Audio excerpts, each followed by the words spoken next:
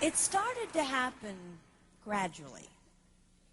I would walk into a room and say something, and no one would notice. I would say, "Turn the TV down, please," and nothing would happen. So I would get louder. "Turn the TV down, please."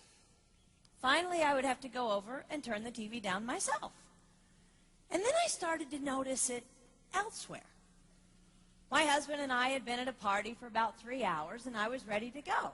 I looked over, and he was talking to a friend from work, and I walked over, and he kept right on talking. He didn't even turn toward me. That's when I started to put it together. He can't see me. I'm invisible.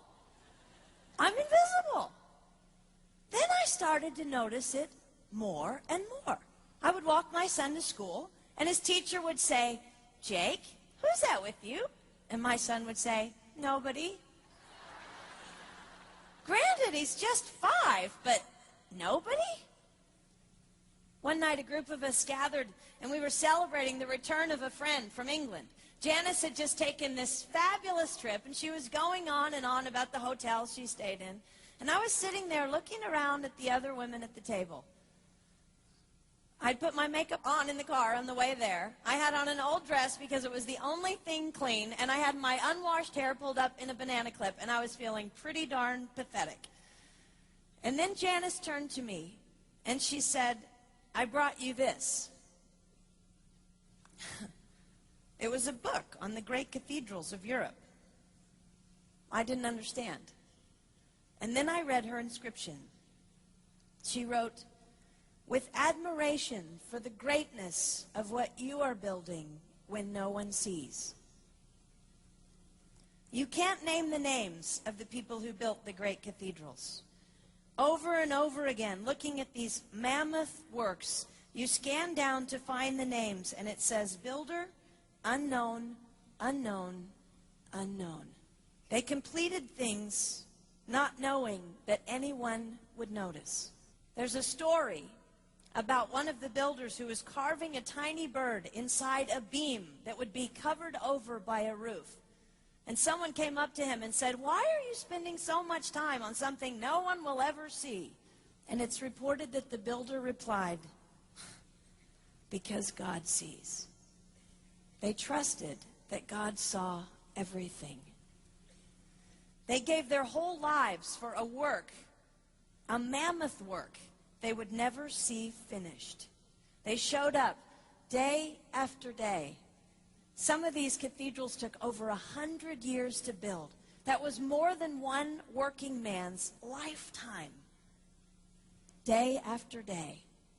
And they made personal sacrifices for no credit. Showing up at a job they would never see finished, for a building their name would never be on. One writer even goes so far as to say no great cathedrals will ever be built again because so few people are willing to sacrifice to that degree. I closed the book, and it was as if I heard God say, "I see you. You are not invisible to me. No sacrifice is too small for me to notice. I see every cupcake baked, every sequin sewn on, and I smile over every one. I see every tear of disappointment when things don't go the way you want them to go. But remember, you are building a great cathedral. It will not be finished in your lifetime, and sadly, you will never get to live there. But if you build it well, I will." At times, my invisibility has felt like an affliction to me.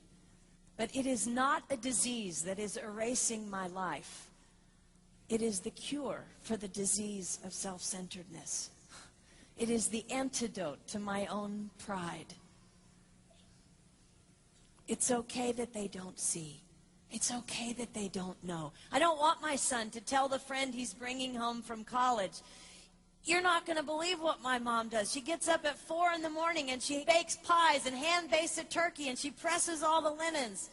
Even if I do all those things, I don't want him to say that. I want him to want to come home. And secondly, I want him to say to his friend, you're going to love it there. It's okay that they don't see. We don't work for them. We work for him. We sacrifice for him. They will never see. Not if we do it right. Not if we do it well. Let's pray that our work will stand as a monument to an even greater God.